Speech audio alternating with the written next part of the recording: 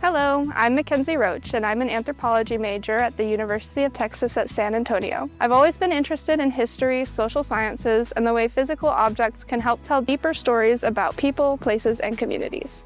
Through UT San Antonio Libraries, I got involved with the Preserving Archives of Texas Heritage program, also known as PATH. It's a partnership with the National Park Service and the American Indians in Texas at the Spanish colonial missions, and it gives students hands-on experience in cultural resource work. Through PATH, I've learned about archival processing, digital preservation, GIS mapping, and community-driven public engagement.